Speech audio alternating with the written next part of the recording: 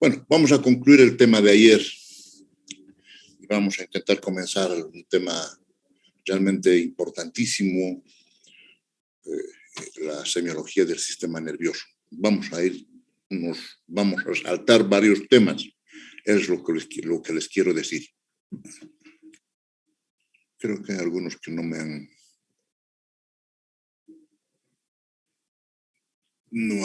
he acabado de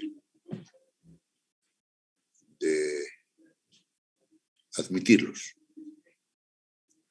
Bedia, Daniel Maguilar y Elena Palancusi.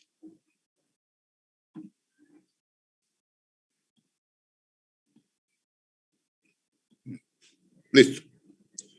Están todos los que han pedido. Y vamos a hablar de uno de los síndromes más interesantes dentro de todo lo que los otros igual tienen su valor, por supuesto, su lugar en importancia en la semiología del aparato urinario, los síndromes urinarios propiamente. La insuficiencia renal. La insuficiencia renal, básicamente como insuficiencia, como el término desde el punto de vista semántico, incapacidad de cumplir las funciones para las que está constituido el riñón. Entonces, ustedes conocen una variedad importante, ¿no es cierto?, de funciones: filtración, concentración, manejo de los ácidos y las bases, manejo de los electrolitos, etcétera, etcétera. Pero en la insuficiencia renal, en la incapacidad de su función, el riñón obviamente va a ocasionar una situación que es muy, muy, muy, muy interesante, pero a la vez peligrosa. La retención de sustancias nitrogenadas, urea y creatinina. Por favor, no se olviden. Si les dicen, ¿cómo puedo darme cuenta de que un riñón está funcionando más o menos bien? Urea y creatinina. Eso es lo que se tiene que pedir, sobre todo la creatinina. Entonces, saben ustedes que la regulación del sodio y del agua, de los electrolitos, de la presión arterial misma, de la formación de glóbulos rojos a través son tantas funciones que cumple el riñón que precisamente son afectadas cuando entra en insuficiencia. Pero lo característico e importante que ustedes deben reconocer es que me doy cuenta de que un riñón está funcionando mal cuando la urea y la creatinina comienzan a elevarse en forma acelerada. Bien. No olvidemos, este es un recuerdo nada más de las funciones del riñón, algunas de las funciones: regulación del contenido y distribución del agua corporal y los electrolitos, el equilibrio ácido-base al que hacía mención, el metabolismo fosfocálcico, ¿se acuerdan del caso clínico del día lunes? La presión arterial a través del sistema renina, angiotensina, aldosterona, y la participación en la producción eritrocitaria a través de la formación de eritropoietina. Entonces, todas estas funciones se alteran, pero lo importante de darnos cuenta es que la elevación de la urea y creatinina son las que nos orientan a que algo raro está funcionando algo mal está funcionando en los riñones. Se reconocen tres formas clínicas. Observen ustedes esto: formas clínicas de insuficiencia renal. Una insuficiencia renal aguda, una insuficiencia renal rápidamente progresiva y finalmente una insuficiencia renal crónica. Me imagino que la clasificación esta es más que todo por un problema de tipo de evolución, ¿no es cierto? Aguda, rápidamente progresiva y crónica. Creo que en vez de poner formas clínicas, se reconocen tres formas evolutivas de la insuficiencia renal: aguda, rápidamente progresiva y crónica. Insuficiencia renal aguda, esta es la que en esta nos vamos a detener y vamos a concluir este tema. Se caracteriza, como les decía, por dos aspectos importantes: laboratorial y clínico. Elevación de la urea y de la creatinina. Esto es importante, sine qua non. No podemos hablar de un fallo renal si no están comprometidos estos dos valores químicos, urea y creatinina. Y ustedes deben acordarse, ¿no es cierto?, la monstruosa toxicidad que tienen estas sustancias en el organismo. No me acuerdo si 1 o 2 gramos de urea o de creatinina, bueno, no gramos, ¿no?, unos cuantos miligramos, mataban 1 kilo de peso de conejo, alguna cosa así. Me recuerdo haber escuchado en algún momento. En mis clases de bioquímica, que, bueno, va a ser el año, me imagino, 70, ¿no?, con el doctor Fernando Lora. Y ustedes han llevado hace muy poco con el doctor Alex Tango, creo, con la doctora Sandra Villafán, nuestra actual vicepresidente de la Federación Universitaria de Docentes. Bien, pero a estos valores bioquímicos que se alteran, que están elevados, se agrega la oliguria. No siempre, no siempre. Como dice acá, la falta de oliguria no debe excluir el diagnóstico de insuficiencia renal aguda, ya que existe un 30% de formas de insuficiencia renal aguda no oligúrica. Entonces, no es un parámetro muy cierto, definitivo, porque imagínense, 30% es una buena proporción en la que más bien ahí están con poliuria. Entonces, no siempre. ¿Que nos hace sospechar? Nos hace sospechar la oliguria. Pero definitivamente la urea y la creatinina, su elevación es la que hace evidentemente más práctica esta situación. ¿Cuál es la etiopatogenia? Se clasifica en 3 variedades clínicas o 3 variedades básicas. Y esto sí tiene que poner sí o sí. Una insuficiencia renal aguda pre-renal, renal y posrenal. Y esto ya nos habíamos referido cuando hablábamos del tema de poliuria, oliguria, ¿se acuerdan? Las variaciones en la cantidad de orina. Para que el glomérulo, y a través de los millones de glomérulos, el riñón funcione como una unidad, necesita de 3 condiciones básicas importantes. Un índice de filtración glomerular adecuado, o sea, que llegue la cantidad adecuada de sangre al organismo. Se manejan no sé cuántos cientos de litros por día, hemos dicho, los riñones manejan esa cantidad. Entonces, que haya una cantidad adecuada de llegada de sangre al glomérulo renal, a la arteria aferente. Estamos como si el riñón lo estuviésemos minimizando en un glomérulo, porque esa es la unidad de filtración. Que llegue una cantidad adecuada de sangre al riñón o al glomérulo. 1. Que ese glomérulo, en sus diferentes partes anatómicas de la que consta, esté indemne, sano. El ovillo glomerular, la cápsula de Bowman, el túbulo contorneado proximal, el asa de Henle en su porción descendente, en su porción ascendente, el túbulo contorneado distal y los tubos colectores. Esa es la unidad glomerular. Entonces tiene que estar indemne todo ello. No solamente la llegada de una adecuada cantidad de sangre al riñón, sino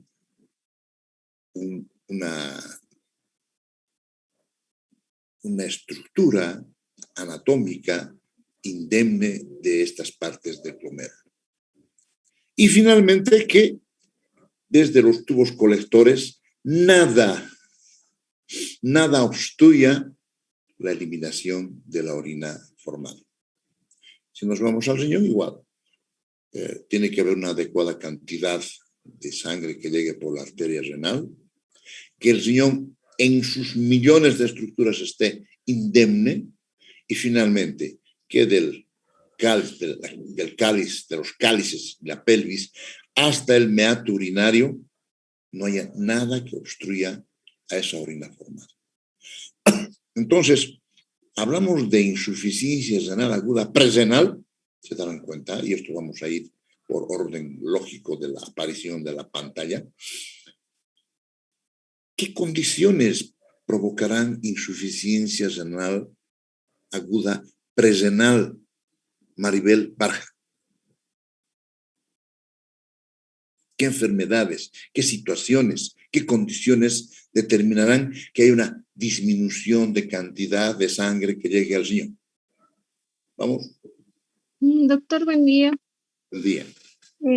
Enfermedades específicamente. Estaba queriendo mencionar el shock, pero ya es como... El shock. No es una enfermedad como si nada, como tal, ¿verdad? El shock. Pero previamente al shock, ¿qué va a suceder? Estamos hablando del shock hipovolémico. Exacto, doctor. Puede ser, no sé, en traumatismos igual, doctor. Traumatismo donde se pierda mucha sangre. Sí. Toda enfermedad que conlleve una disminución de la volemia. A ver, dime unas dos enfermedades.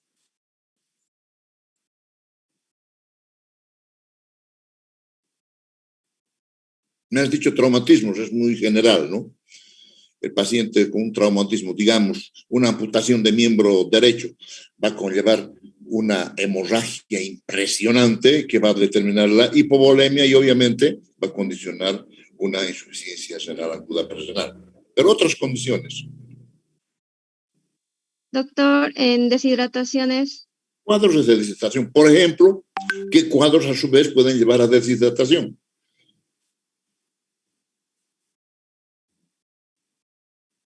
Fácil. Vamos, Maribel. ¿Qué enfermedades pueden llevar a deshidratación? Sería la siguiente pregunta. Enfermedades diarreicas agudas. Diarrea. Enfermedad diarreica aguda. Después. Algo mucho más grave, el cólera que existía antes. Claro. Que se traduce por diarrea, ¿no es cierto? Vómitos incoercibles, etcétera, etcétera. Quemaduras extensas.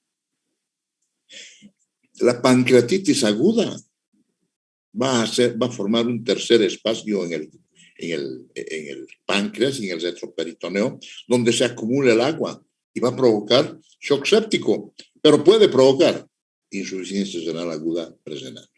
Bien, seguimos. Paulita Gutiérrez. Vamos ahora al problema. O sea, hay una volemia adecuada. ¿Qué enfermedades pueden provocar insuficiencia renal aguda? Renal. El problema ahora es la enfermedad renal. Vamos.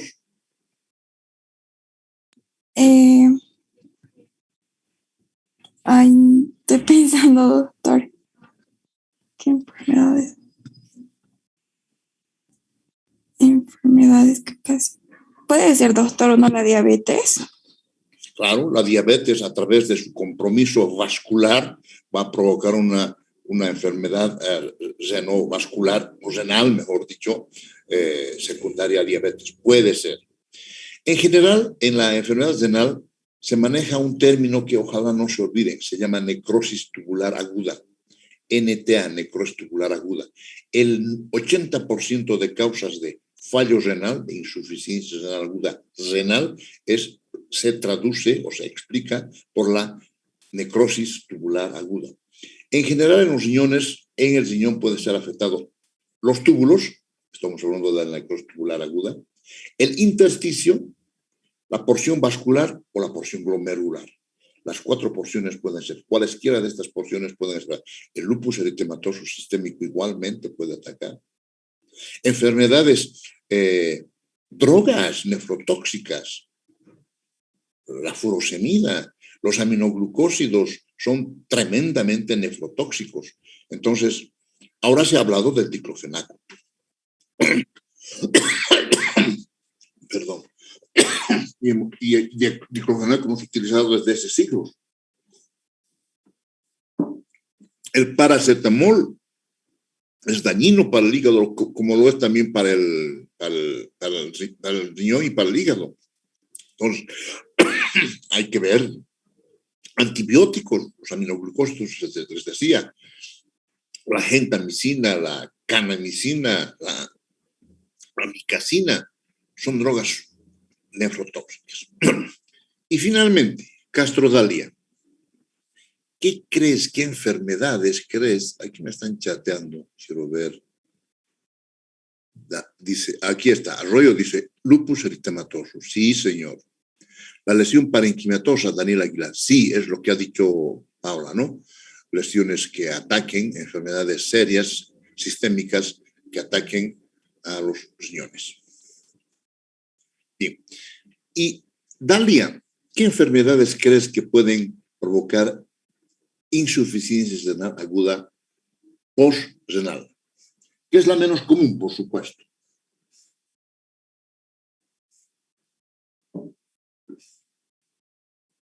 Dalia.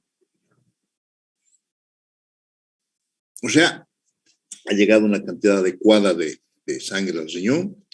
El riñón está completamente indemne, sano en sus 4 estructuras, tubular, vascular, etcétera, intersticial y glomerular. Está indemne.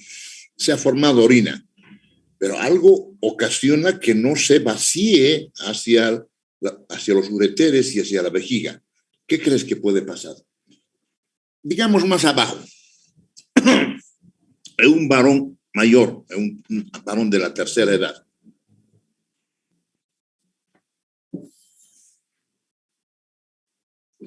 Dalia, ¿me estás escuchando?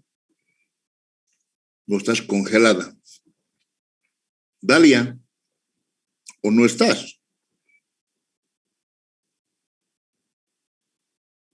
Bueno, voy a llamar 3 veces. Si no estás, si no respondes, quiere decir que no estás. Y te voy a poner doble falta. Eso debería haber hecho desde hace rato. Bien. Elena Palancusi.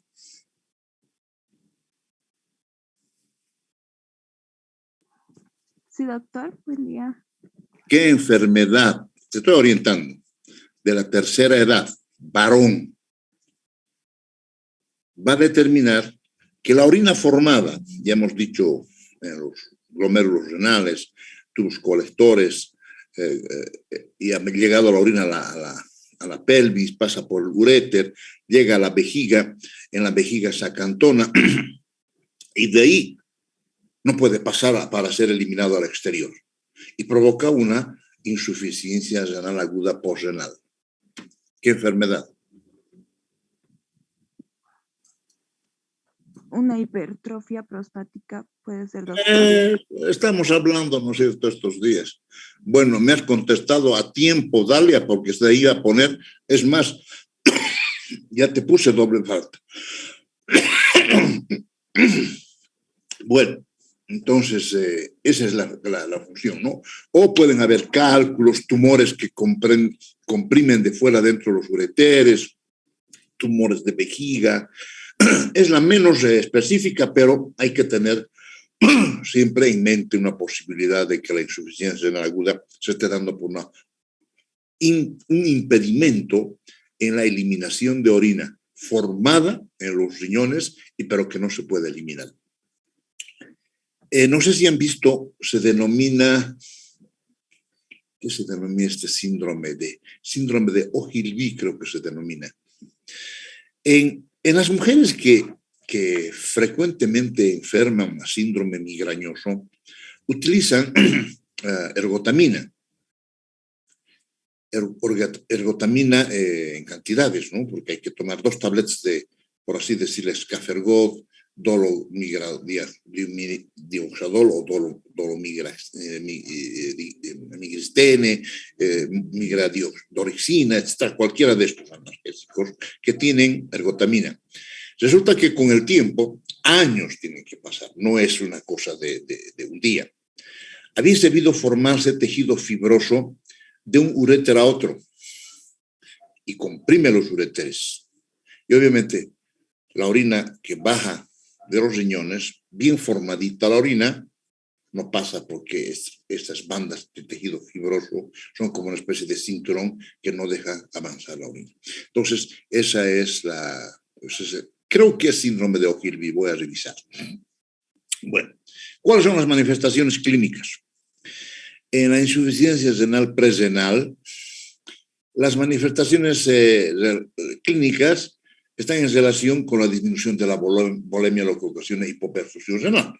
O sea, me refiero, si un paciente ha sufrido una cirugía, por ejemplo, traumática, donde ha perdido mucha sangre, entonces el paciente estará anémico, asténico, con facies pálida, etcétera, etcétera. Un paciente que está con diarrea nos lo decide, he estado con diarrea 3 días, con cólera, y obviamente no solamente que no estoy orinando bien, y no es que mi urea y creatinina sean elevados, sino que estoy con calambres, náuseas, en fin, una serie de síntomas que acompañan a la enfermedad desencadenante.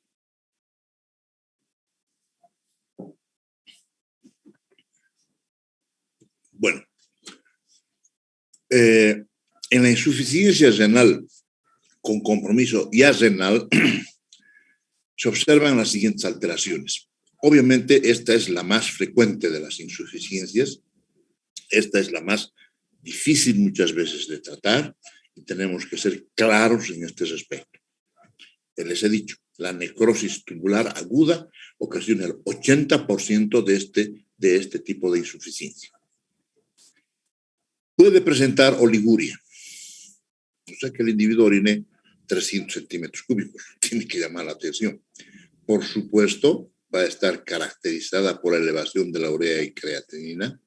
Curiosamente, como no está eliminando orina, está sobrehidratado. Puede haber edema. Puede haber acidosis metabólica y estos valores en el ionograma. Puede haber hiperpotasemia, que si ustedes saben es muy peligrosa, muy peligrosa. Puede haber hipermagnesemia, hiperamilasemia, hipocalcemia e hiperfosfatemia. Estos dos valores siempre van ustedes a encontrar. Si uno disminuye, el otro está elevado. Entre el calcio y el fósforo siempre hay esa actuación de balanceo. Sube el calcio, baja el fósforo, o viceversa. Pero esto es peligroso, la hiperpotasemia. Fuera de la retención de la creatinina, la hiperpotasemia es dramático. A ver, voy a preguntar a alguien. El primero. Aníbal, José Andrés, ¿por qué es peligrosa la hiperpotasemia? ¿Qué cosa puede provocar? ¿Qué complicaciones nos puede dar? Bueno, el primer problema sería algo cardíaco, ¿no, doctor? Si Sí. se invierte, nos puede dar un infarto al paciente. A nivel cardíaco puede dar arritmias, o sea, una fibrilación ventricular y nos vamos. Es al corazón, esa es la primera situación dramática. Bien. Por supuesto, puede haber anemia en el paciente con ira renal y alteraciones de la coagulación. En la insuficiencia posrenal, el cuadro, como está determinado por la obstrucción de la vía urinaria por dificultad la eliminación de orina, ¿qué es lo que va a aparecer? Al examen físico, ¿no? O como una manifestación del paciente.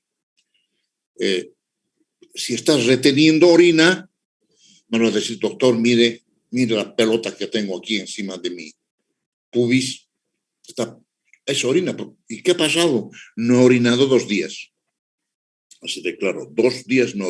Retención urinaria. Ya hemos dicho cómo se hace la diferencia, ¿no es cierto?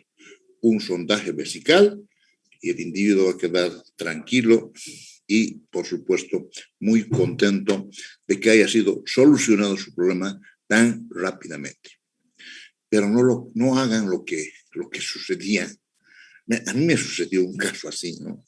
Trabajaba en el servicio de emergencia del policlínico. Creo que les he contado algo, pero a ver, para ver si se acuerdan. Y obviamente los pacientes de las zonas impares estaban trabajando de 8 a 11, trabajaban, entre comillas. A las 11 se salían y entraban los del grupo de pares de 11 de la mañana a 2 de la tarde. Volvía el grupo de impares 1, 3, 5, 7, 9 a las 2 hasta las 5 y así. Bueno, pero este error también de las enfermeras, ¿no? No creo que solamente de los médicos. Tiene que salir, pues, ¿no es cierto? Eso no sucedía cuando hacíamos practicantado en la Caja Nacional, ahora que ya no hay practicantado. Nos salíamos enamorados prácticamente de nuestros pacientes, obviamente, sobre todo las mujeres, ¿no? Pero nos hacíamos querer con los pacientes, hombres y mujeres, porque salíamos siempre, señora, le va a tocar ahorita, le va a atender en unos minutitos y el doctor ya está acabando de examinar. ¿Qué es lo que le está molestando? Nosotros estábamos adelantándonos a los hechos, de tal manera que entrábamos y decíamos, doctor, este paciente es para control de presión arterial. Allá, controle la presión, ahí tenemos sorpresa. Pero bueno, eso era lo interesante, por eso les digo que esta relación tiene que ser armónica entre enfermeras y médicos, no podemos andar cada uno por nuestro lado. Las enfermeras arriba en las salas de arriba, en los consultorios, tenían que haber visto que un pacientito de 80 y tantos años se revolcaba de dolor. Acérquese, pues, no, y decir, adelantaremos incluso la consulta. No, que llegue su turno. ¿Qué le está molestando? Mi barriga, doctorita. Ya, ahorita le va a atender, doctor. Ahorita le va a atender, doctor. Llega a las 11 de la mañana y el doctorcito pues, se saca su paletó y se pone su mandil. Hasta luego, doctor, pero hay un paciente. Mándalo a emergencia. Llévelo a emergencia. Pobre viejito apenas baja y nos dice lo terrible, ¿no? No estoy pudiendo orinar desde hace 2 días, doctor. ¿Cómo? 2 días. ¿Pero por qué no ha venido antes, no? He estado desde las 6 de la mañana arriba. Pero me han dicho que espere mi turno hasta que ha llegado a las 11 y el doctorcito ya salió. Por eso me han mandado a la enfermera. Bueno, a ver, lo veremos. Bueno. Guantes, sonda vesical. Listo, se acabó. Ay, gracias. No, ahí no queda, mi querido amigo. Con la sonda se va a ir transferencia al urólogo, porque usted no puede quedarse así, porque cualquier rato va a volver con lo mismo. Transferencia al urólogo, porque seguramente tiene lo que le ha dicho la doctora Palancosi, una hipertrofia de próstata. Explicarle, ¿no? Porque, ¿qué le vamos a decir? ¿Tiene usted hiperplasia benigna de la próstata? No es así. Sino decirle, su próstata ha crecido de tal manera. Por su edad, señor, no le vamos a decir porque ha tenido relaciones sexuales, por su edad ha crecido y está comprimiendo, entonces no está dejando pasar la orina. Hemos logrado, ¿ha visto que ha pasado con dificultad a la sonda? Sí, doctor, sí, incluso probablemente le haya provocado sangrado, una hematuria. Por traumatismo, porque el sondaje vesical se hace a ciegas, ¿no es cierto? Bueno, no hay que saber hacer además el sondaje vesical. Tranquilo. Entonces tenemos que buscar esas alternativas jóvenes y resolver de la mejor manera. El paciente es único, el paciente es el que tiene que ser, al que le hay que dar toda nuestra atención. No podemos estar buscando mi horario, mis conveniencias, sino atender al paciente de inicio. Por eso que nos ven mal a los médicos en las instituciones, sobre todo en el seguro. Han debido de escuchar ese otro día. El lunes, o sea, este lunes, hacen una declaración en el programa de Sbonco Cano, ¿no? A las 7 de la mañana. 300 personas esperando fichas para las diferentes especialidades del Santa Bárbara, del Hospital Santa Bárbara. Igual que en la Caja. Y la reumatóloga, no sé quién será, ignoro, no puedo yo criticarle, pero había definido que iba a atender en el horario de 3 horas que tiene 4 fichas. 4 fichas nada más. Entonces, habían 10. La número 5 ya no tiene consulta. Y así en todas las especialidades. Todas. 300 pacientes. ¿Pero cómo? Si es obligatorio atender un paciente 15 minutos. Esa es la recomendación de la OMS. Todo paciente debe tener 15 minutos. Ahora, ustedes me dirán, pero hay pacientes difíciles. Hay pacientes difíciles. Hay pacientes que incluso con el idioma, y eso también se quejaba. Aquí hay varios del campo, señores Bonco, que no hablan nada de quechua. Y no hay nadie que les entienda. Entonces tenemos que ayudarles nosotros para ver que puedan ser atendidos. No está bien, no está bien. Entonces, como director tienes que solucionar, ¿por qué esas son 4 hits? Explíqueme. Es que yo tengo que hacer, claro, será su especialidad, super especialidad de otorrino. Señor, hay reconsultas que tienes cuando más 2 minutos o 3 minutos, acabas. Por ejemplo, un paciente hipertenso al que vas a controlar su presión arterial. ¿Necesitas 15 minutos exactamente? No, entonces vas ganando tiempo. Para que te sirvan, en algunos casos, te tomará una consulta media hora. Perfecto. Pero no hagamos luego esto, no hagamos que nuestra gente sufra por falta de consultas. 3 de la mañana, 2 de la mañana, dices que van a dormir. Está bien. Bueno, seguiremos. Si se sospecha una ira obstructiva, cateterización y se acabó. Vamos a hablar, para finalizar este tema, índices de insuficiencia renal. Se han hecho varias fórmulas. El laboratorio da una información muy útil para diferenciar las situaciones, tanto las oligúricas como no oligúricas. El análisis de orina y en sangre son útiles. Se complementará en caso necesario con biopsia renal, que le va a poner el sello si es un problema renal, francamente. Pero estas fórmulas tienen que conocer. Voy a cerrar esto para que se den cuenta. Esto no está en el texto y solamente está en la exposición. Me gustaría que copien. Se llama ecuación, además deben conocer, porque en bioquímica me han comentado que ya han hecho estos cálculos de clearance de creatinina. Se denomina ecuación de Koch-Gold, sirve para estimar el clearance de creatinina. ¿Qué quiere decir clearance de creatinina? ¿Cuántos mililitros por minuto está orinando ese individuo? Eso es lo que es el clearance de creatinina. Y la diferencia es entre el hombre y la mujer. Hay diferencia en la fórmula. Clearance de creatinina en el hombre, en mililitros por minuto. 140 menos edad por peso, sobre todo esto, sobre 72 por creatinina en sangre. Y eso nos da a conocer exactamente de cuántos mililitros por minuto está eliminando el individuo. Y eso lo hago en el día, por supuesto, en todo el día. ¿Cuánto? Normalmente el clearance varía entre 70 hasta 100 mililitros por minuto. Entonces, tengo que saber exactamente esto. Es fácil sacar estos 2 valores, este también. El único valor que nos faltaría sería este, de la creatinina en sangre. En la mujer hay una modificación. Hasta acá todo igual, 140 menos edad. Por peso, hasta igual.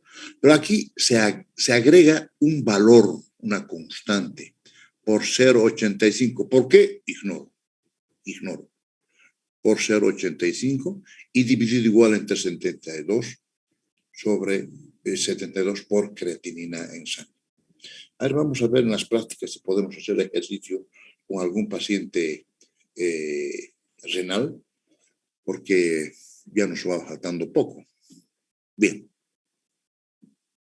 Entonces, dejamos de compartir y nos vamos a compartir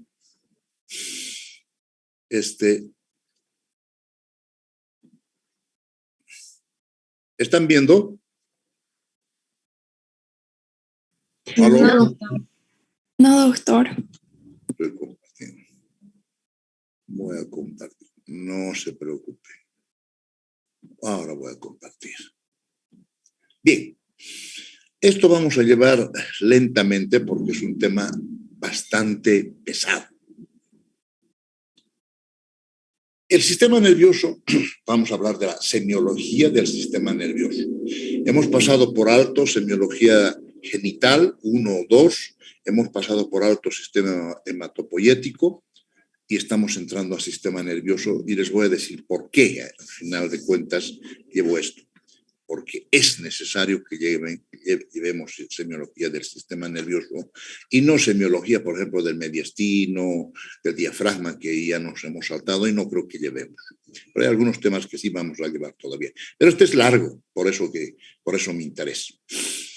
El sistema nervioso es la agente de la vida desde la acción y el coordinador de todas nuestras actividades orgánicas. Su acción integrativa determina que los seres vivientes como una unidad. Imaginémonos lo extraordinario que es nuestro sistema nervioso. Un ejemplo. No los estoy viendo porque, bueno, no hay necesidad de verlos. Pero, por ejemplo, Gudiño.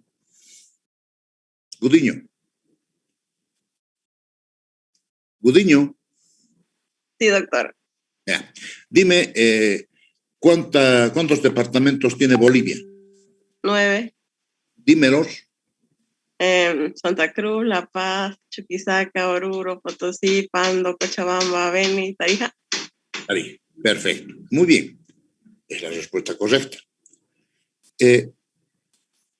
Apenas ha sido un tristras, ¿no es cierto?, de decirle, Gudiño, respóndame a esto.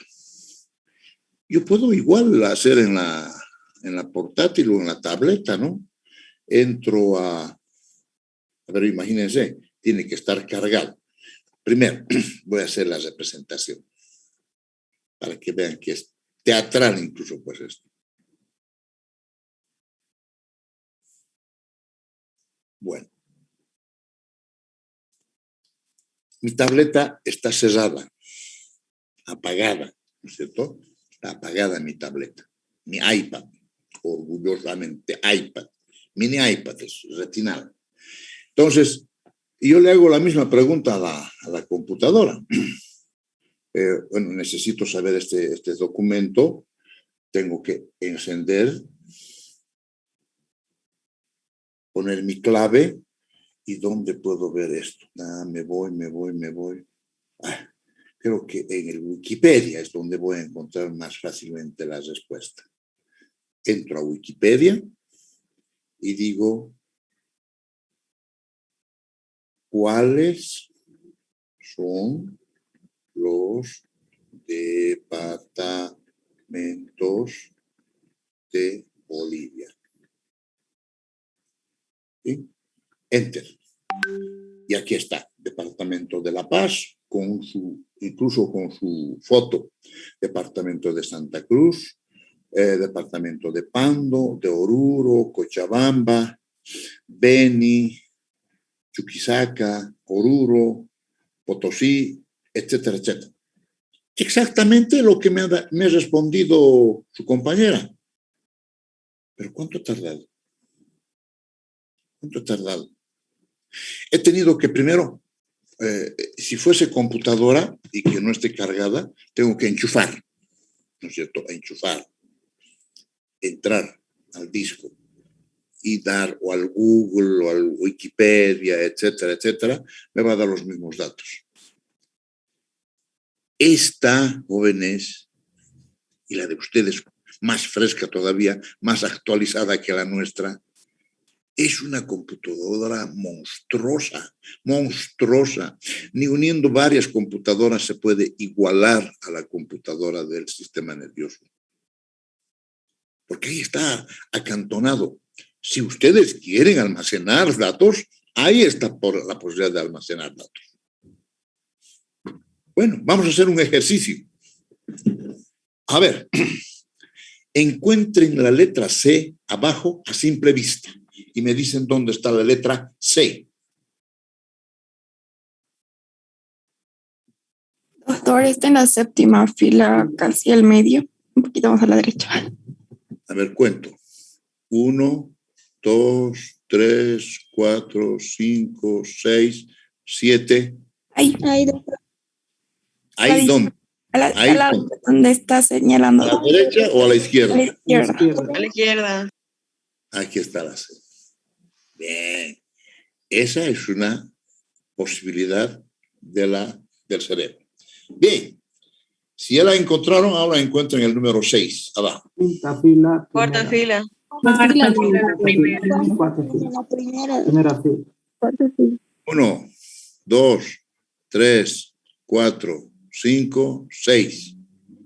¿Qué fila? 1, 2, 3. La Cuarta fila. Cuarta fila. La primera izquierda. Izquierda, doctor. Aquí está, ¿no? Aquí está el 6.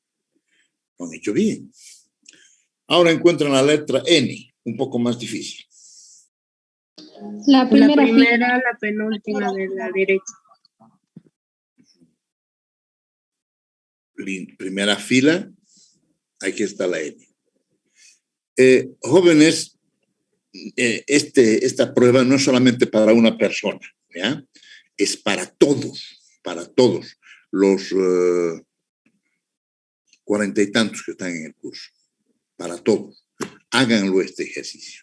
Bien, esto no es broma. Si pudieron hacer las 3 pruebas, puedes despedir a tu neurólogo. Tu cerebro está en gran forma y muy lejos de ser afectado por Alzheimer. Felicidades. Ahora quiero que me lean esto.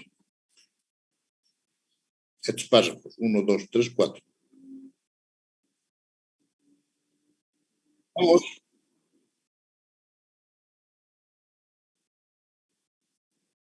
Sigue. A mi selectos con Ya, otra persona. Cambien, pues, cambien. a mi selecto grupo de amigos con gran mente. Otro que lee la siguiente, el tercer párrafo. Si puedes Puedes leer leer. el siguiente. No todos. 1.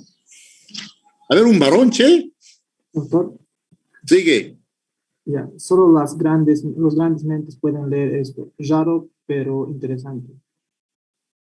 No, faltaba esto. Este. Si puedes leer el siguiente párrafo, envía esto a tus amigos. Ya, otro. Solo las grandes mentes pueden leer esto. Raro, pero interesante. Solo las grandes mentes pueden leer esto. Ustedes son las grandes mentes. Ustedes, todos. Absolutamente todos. No hay ninguno que se me vaya a escapar. Todos tienen unas mentes impresionantes, increíbles. Son computadoras vivientes. No necesitan enchufarse ni a 110 ni a 220. Ni se les cae el sistema. No se les cae el sistema. Les aseguro. Pues estoy orgulloso de ustedes. Bueno, seguimos. Otro.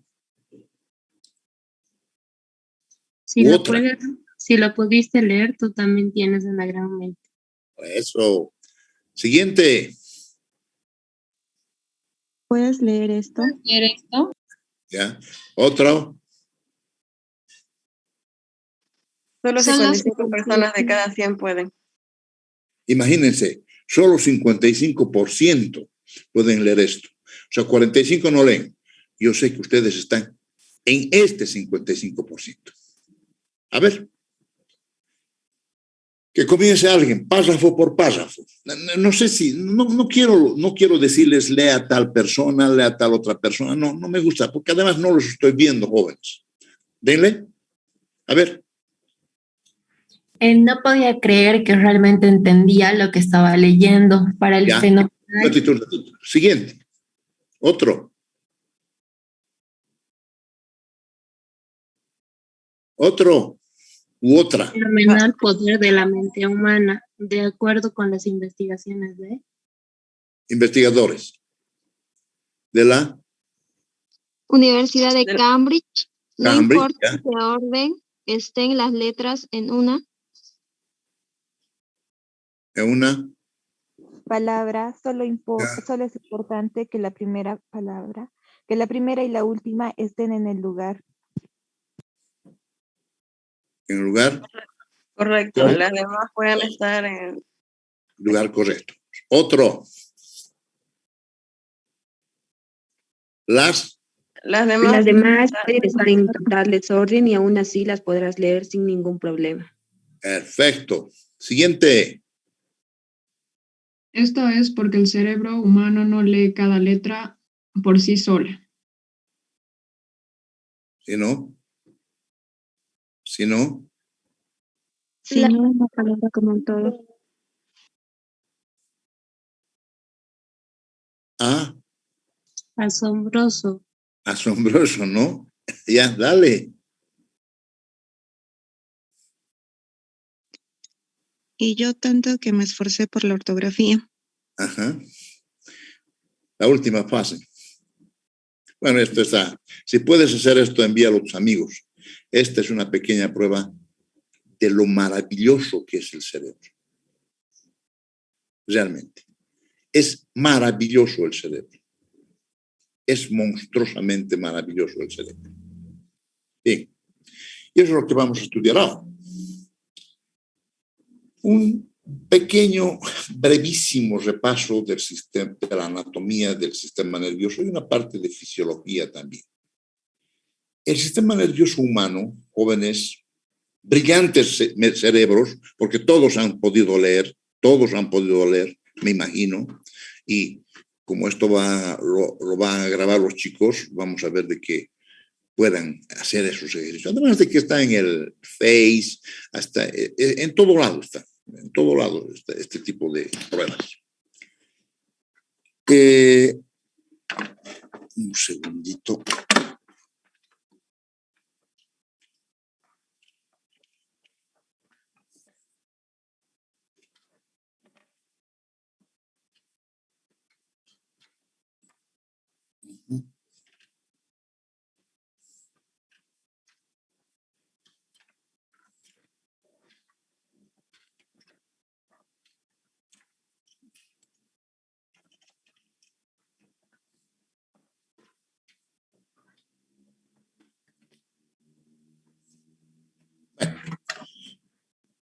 El sistema nervioso humano, en el sistema nervioso humano se distinguen tres porciones anatómicas muy claramente distribuidas o formadas. El neuroeje, o sistema nervioso central, el sistema nervioso periférico, y a estos dos se agrega el sistema nervioso autónomo, simpático y parasimpático respectivamente. El neuroeje o sistema nervioso central, llamaremos la computadora, está integrado por el cerebro, háganse la imagen, cerebelo y el tronco del encéfalo. En este tronco del encéfalo se encuentran los pedúnculos cerebrales, la protuberancia anular y el bulbo raquídeo, y finalmente la médula espinal. En consecuencia, resumiendo, el neuroeje o sistema nervioso central está integrado por el cerebro, cerebelo, el tronco del encéfalo y la médula espinal. ¿No es cierto? Esa sería la concepción. Bueno, aquí está el cerebro, la médula espinal y los nervios periféricos. Pero esta es la parte fundamental, ¿no? El cerebro.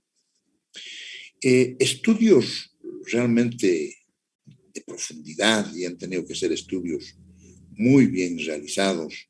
El problema que se tenía era que, ¿cómo sé que esta porción es el área motora del lenguaje de Broca? ¿Cómo sé que este área es de comprensión de la lectura?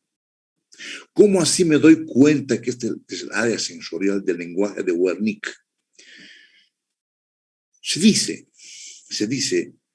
Se habla muy mal de los médicos alemanes, ¿no?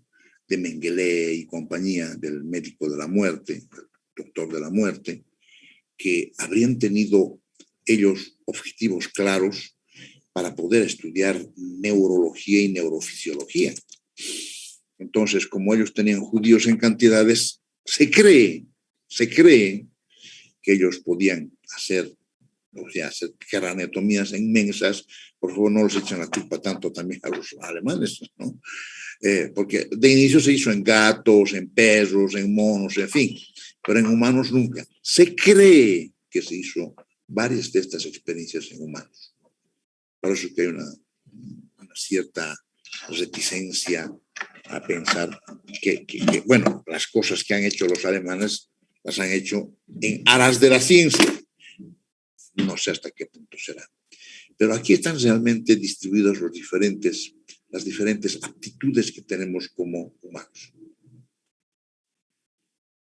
Conocen ustedes que 3 membranas, una gruesa por fuera, la dura madre, otra pegada, que es la serosa, la pía madre, pegada al tejido noble del cerebro y del cerebelo, etcétera, y la aracnoides, que sería una membrana intermedia, ¿no? En realidad, esta sería la serosa. La pía madre es la delgada. Dura madre, aracnoides y pía madre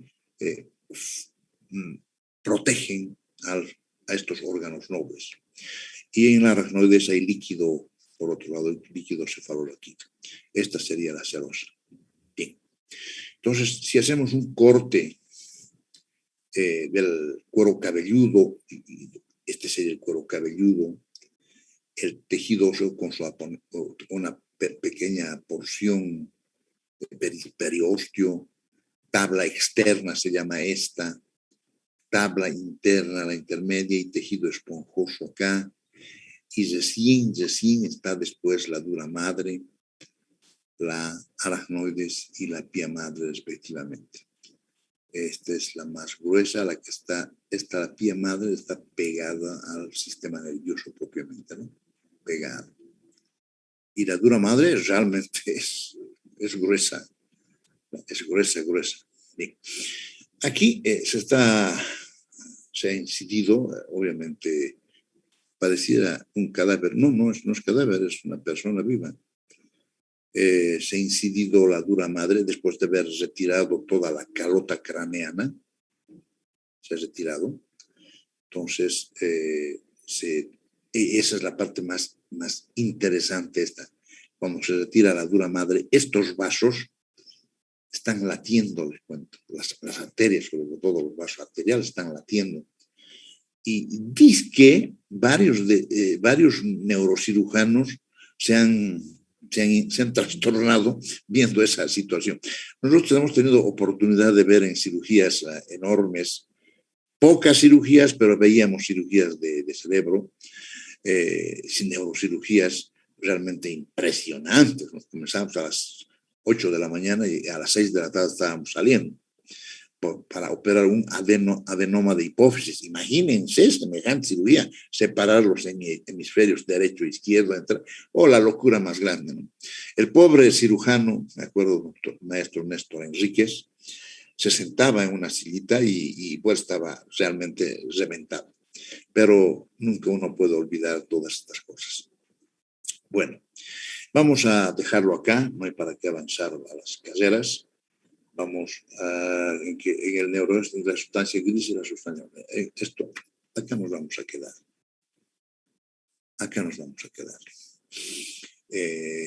Vamos a pasar listas rapidito. No he podido hacerlo de ayer.